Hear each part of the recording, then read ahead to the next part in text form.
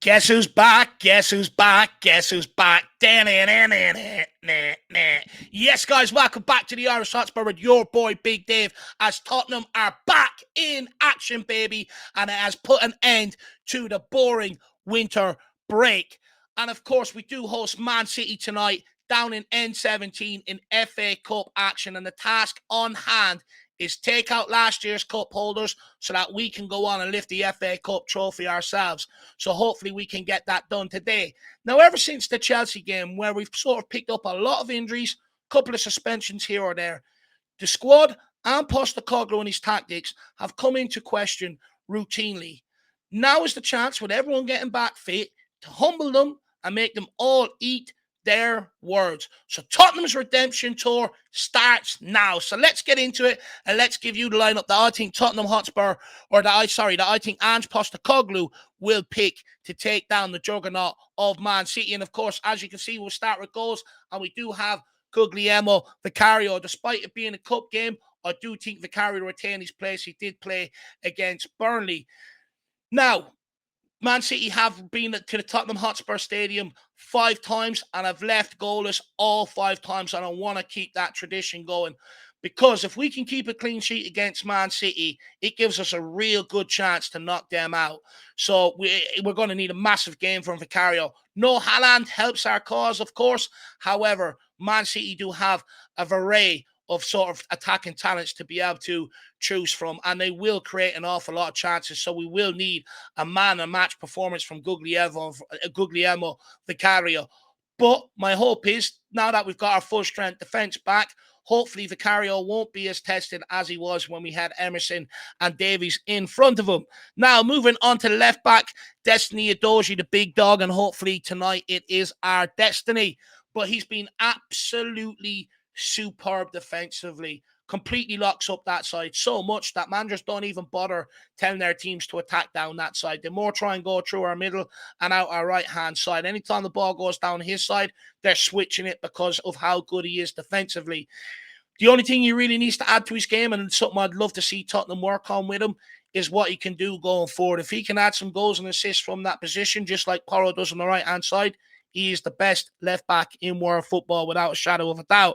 Now, moving on to Postman Porro, just purely because he delivers UK wide, but also bend it like Porro. This guy has been absolutely sensational this season. Defensively, he stood up and he's asked all the questions, but going forward, he's really sort of put on his best displays for us. So far this season, I think he's got 7 assists in the Premier League, and he sits third in that record, just behind Mo Salah and Dominic Solanke. So that shows how important he is to Tottenham's attacking play going forward. And he's going to be absolutely crucial. In Maddison's absence and in Son's absence, this guy has been the guy that has stepped up and nobody is talking about. And now that Maddison is back, hopefully it takes a bit of pressure off him, but we still need him to step up because we don't have Son's creativity.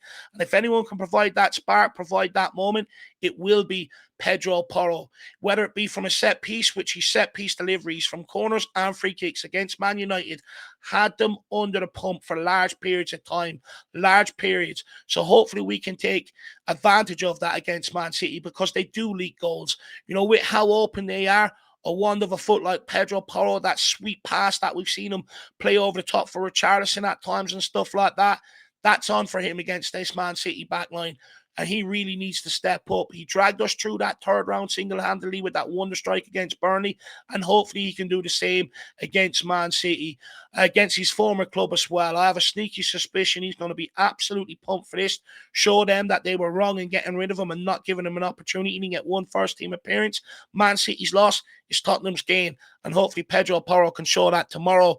Now, I'm going to bring in the centre-back guys as a partnership, and that will be Romero and Van de Ven. Now, of course, for me, both sort of took a little bit to get going in that Man United game, which was expected.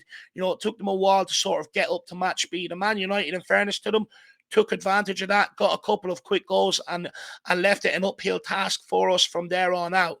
However, with them being back 100%, I expect to see a much better performance from both of them. And I expect us to hopefully get back to where we were on that first 10 games of the season, where we went unbeaten, where we kept 4 clean sheets, and that back line was the absolute catalyst for that run. So hopefully we can get back to that. But also, last time when we went up to the Etihad to the library to play Man City when we got the 3-3, we had Emerson and Ben Davies. And for large periods of the game, we had trouble progressing the ball out from the back. Now, granted, Davies was better than Emerson on the night. But Man City pressed us into mistakes. They will not get that joy with Romero or Van de Ven. So let's see if Man City try a different approach. But if they do try that, you seen what Romero done against Man United? One long pass straight into the forward line. He's capable, and he'll probably end up doing the same again. So hopefully they can have an absolute brilliant day. No Haaland, which makes their job a little bit easier. However, they need to stay switched on for runners in behind. Man City's little sort of tick-attack and little drop balls in behind the set between the centre-back and the fullback. They need to stay switched on and alert to that. One thing as well that I've noticed from the United game, couple of times they allowed the wingers to cut in from out wide and across the box, and it caused us a lot of danger. Go and smash them. Go and take the ball off them. Don't let them do that. Please. I beg you. Now, moving on to the central defensive midfielder. Again, Højbjerg played against Man City in that deeper role. Sometimes he was good at progressing the ball. Sometimes he was sort of panicked a little bit. For me, Bentancur is the obvious answer to step in here. We've seen against Aston Villa how composed he was on the ball back there.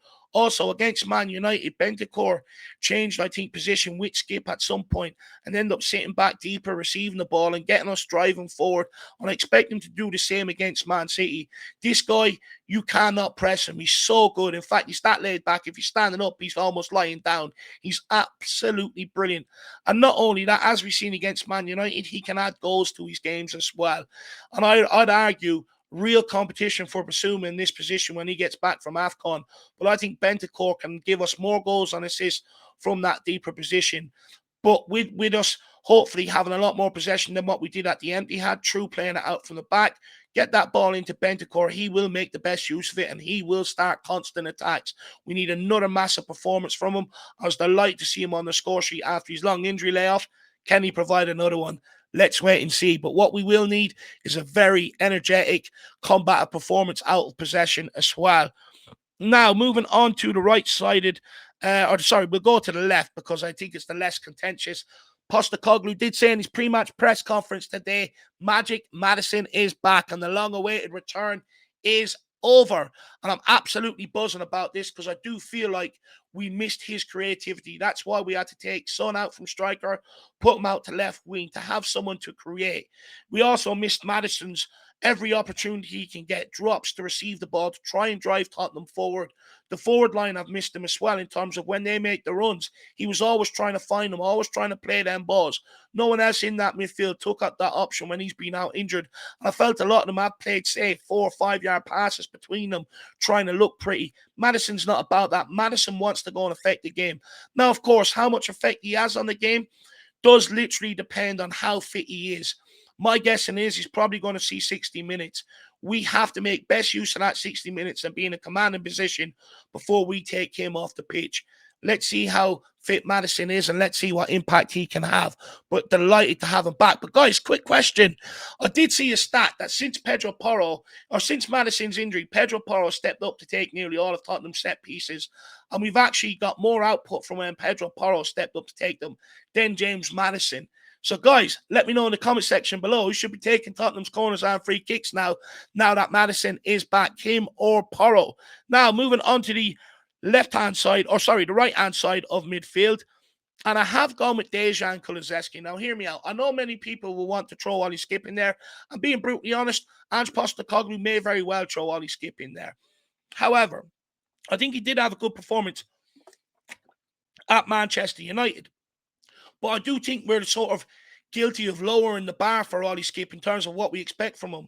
Did he have a better performance than what we've seen him put in so far this season? Miles better. But for me, there's still so much lacking to his game in terms of in possession and in terms of out of possession as well. There's a lot of running around, but he needs to turn over ball. And he didn't give Porro any protection either against Man United down that hand side, and he was badly exposed because of it. And it was the very same when he played against Brentford in the midfield, and he was tasked with covering that side at the start for very first game of the season. We got exposed. Someone has to offer us what Papa Matasar can offer us in terms of protection down that right-hand side. And for me, that's Dejan Kulusevski. When I look at this midfield, and when I look at the midfield that got the point at the Etihad, the turning point was when we came out at halftime. We got a lot more aggressive and combative in midfield, and we're able to stem the flow of Man City's attacks and push them back and ask questions of them because we were turning the ball over in their half. Kulusevski, for me, is the right guy to put in there. He will get up and down all day long. He's combative. But not only that, when he does get the ball, he can make things happen. He can drive forward. He can play others in, or he can have a shot. So for me, that's why I put Kulusevski in there, to have that combative midfield, to try and make it ugly in there for Manchester City. But guys, I am open. Let me know. Do you think Ollie Skip should start? Ollie Skip should start instead of Dejan Kulusevski. Now we will go on to the left wing, and I have gone with Timo Werner. Look, for me, I think he does retain his place. He came out of Old Trafford with 1 assist on his debut, which nothing more you can ask for, according to him.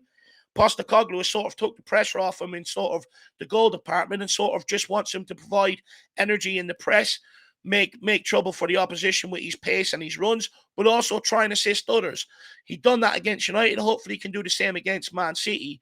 One problem we did have last time up at the Etihad, now in fairness to Brian Hill, he absolutely done him for the first goal, which led to the first goal. Absolutely brilliant. But from there on after, Kyle Walker just sort of bullied him all game long. For me, Timo Werner, we want Kyle Walker to be going that way. Kyle Walker leaves huge space behind him. There's a chance for us to exploit that. Use Werner's pace, put the ball in behind, let him get on to the end of it, and then it's just a question, can he find that end ball, that cross, that pass? Hopefully he can, but we need a big game from Werner, and we just want his pace just to sort of exploit Man City's high line. Now, moving on to right wing, I am going to stick with Brennan Johnson. Look, I think he has got a lot of sort of criticism from the Spurs fan base over recent weeks, and I'm one of them. I believe rightly so. We should be demanding a hell of a lot more from Brennan Johnson. However, there's no better time than the FA Cup against Man City to shut me and all them other fans up. Let's see if he can go out there and produce. For me, I've said this many times, he gets into absolute great positions, and he's one of them initially gets you out your seat. But then because you've got out your seat and his delivery is so poor, the final ball is so poor, you end up just finding yourself more angry out at him than maybe what you would if you were sitting down watching him. But he's just one of them. You know, every cross he hits is always going out to the far side of the pitch. He just needs to find that real composure in that moment and step up when we need him most. Now, look, I do take the argument that if we didn't carry the injuries, he would have been dipped in and out, and that frustration wouldn't be there. However, he's got a run in. He hasn't took the opportunity. Let's hope he does it against Manchester City. And then that brings me on to the man of the moment, and that is Richarlison. He's absolutely on fire and delivered again at Old Trafford. Prue. I was absolutely buzzing for him. And, you know, that goal is exactly why I said put him down the middle in the first place, so that we can whip balls into the box and we can have people that can go and get on the end of it and make something of it. And that's exactly what Richarlison done. I would also argue all-round game was his best performance I've seen from him in a Tottenham jersey in terms of hold-up play, laying it onto others, linking up with others, running the channels, putting pressure on them. He's absolutely relentless, and he's really finding his feet. If he can step up and bag a goal or bag a couple of goals against Man City, he will definitely give himself an opportunity in Spurs fans' sort of eyes if he can step up against Man City and bag a couple of goals here and send us into the next round. And we need him to. No Son. You know, Son is usually the guy that puts Man City to the sword, especially with his deadly finishing. He always scores against them. We don't have him this time, so we need someone else to step up, and it has to be Richarlison. No excuses. This is what is expected of a Tottenham striker when they lead that line, that in the biggest games, you step up, you don't go hiding. Let's see if he continue his good run of form. I really do hope that he can. But guys, that's my predicted lineup. Please let me know your predicted lineup in the comments section below.